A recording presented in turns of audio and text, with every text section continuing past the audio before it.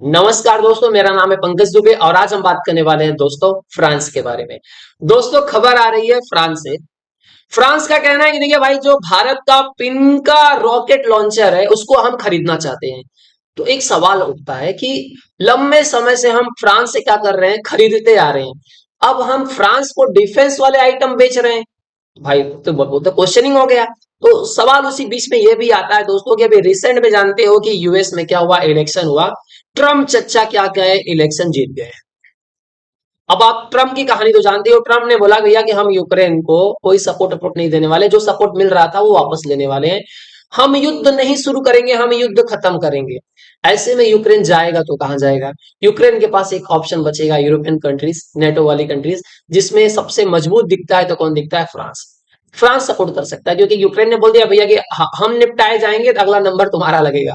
तो अब फ्रांस ये हो सकता है कि ये भारत से पिन का रॉकेट लॉन्चर खरीद करके यूक्रेन को पहुंचा दे। ये क्वेश्चन बोलते हैं ना, इधर उधर न्यूज आ रही है कि चांसेस हैं, अवेलेबल है। हालांकि अगर फ्रांस क्या करता है, भारत से डिफेंस की आइटम खरीदता है तो भारत की पदवी बोलते हैं ना और बढ़ते जाएगी। बाकी कंट्रीज भी बोलेंगे फ्रांस खरीद रहा है, चलो भैया हम भी खरीद लेते हैं। हालांकि आर्मेनिया पहले से ही ऑर्डर दे चुका है हमारे पिन का रॉकेट लॉन्चर का। तो इसमें ये बोलते हैं ना, क्वेश्चन तो बनता है क्या यूक्रेन की इसमें मदद की जाएगी या नहीं। तो चलिए जरा डिटेल में दोस्तों इसको समझने की कोशिश करते हैं। इसके पहले आपको एक चीज और बता दूं कि इसके पहले भी हमने क्या ब्रह्मोस बेचा है, फिलीपींस को बेचा है दोस्तों। ब्रह्मोस आप जानते ही हो, सुपरसोनिक क्रूज मिसाइल है दोस्तों। इसका भी बोलते हैं ना काफी चर्चा चल रहा था चाइना को लेकर के। अब सवाल यही है कि लंबे समय से जिससे हम खरीद रहे हैं, अब हम उसको क्या कर रहे हैं दोस्तों, बेच रहे हैं। हालांकि बोलते हैं ना, भारत और फ्रांस के रिश्ते लंबे समय से बोलते हैं ना अच्छे चलते आ रहे हैं।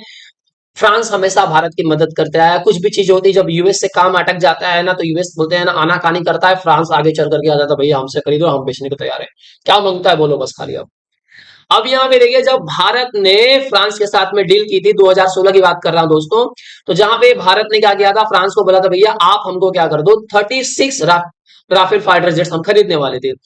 ये किसको प्रोवाइड करने वाले थे हम लोग, इंडियन एयरफोर्स को। जिसका एक एयरक्राफ्ट का प्राइस बताया जा रहा था दोस्तों 686 करोड़ रुपीस का बताया जा रहा था। और इसको 8 अक्टूबर 2019 को भारत को क्या कर दिया गया था, डिलीवर कर दिया गया था।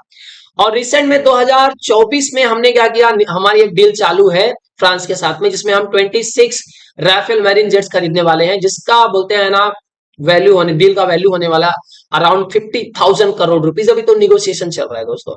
तो इस तरह से तो बोलते हैं ना, हम फ्रांस से खरीदते आ रहे थे, अब हम फ्रांस को बेचने जाने वाले हैं। तो चलिए जरा बोलते हैं ना, इंडिया के डिफेंस एक्सपोर्ट की बात कर ले दोस्तों।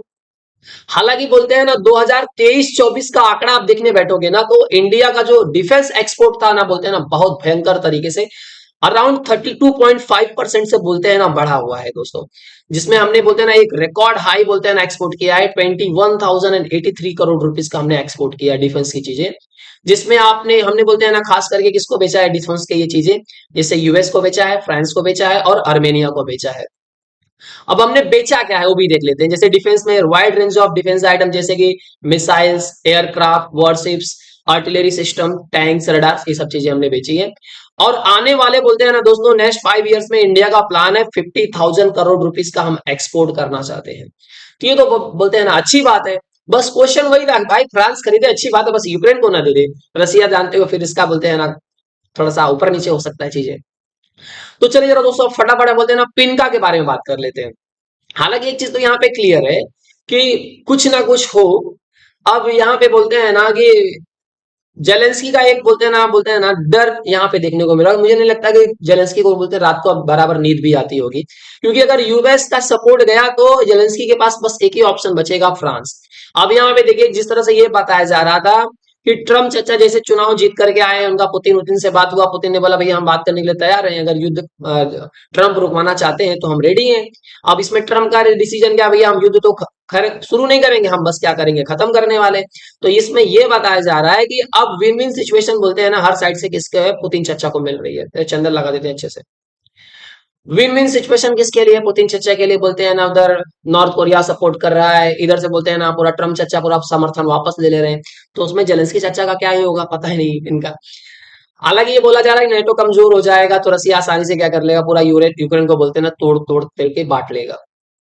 तो चलिए अब जरा पिनका के बारे में बात कर लेते हैं दोस्तों। तो पिनका एक मल्टी बैरल रॉकेट लॉन्चर है दोस्तों।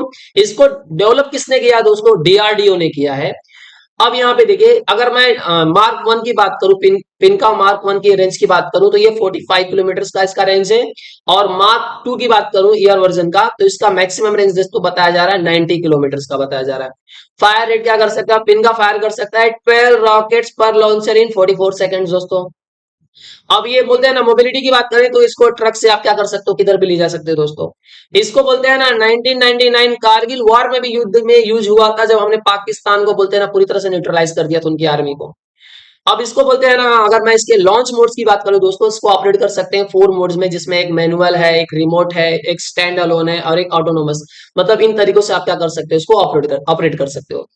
अगर दोस्तों मैं इसके प्रोडक्शन की बात करूं तो 2013 के हिसाब से बात, कैपेसिटी की बात करूं दोस्तों, तो जो पहले 1000 पूरे साल भर में हम लोग उसका प्रोडक्शन करते थे, अब वो बढ़ करके कितना हो गया है, 5000 हो गया है।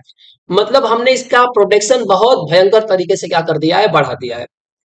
तो फ्रांस इसको खरीद रहा है सर, अच्छी बात है। फ्रांस खरीदे, आर्मेनिया खरीदे, इसके बाद बहुत सारे कंट्रीज से हमको ऑर्डर मिले।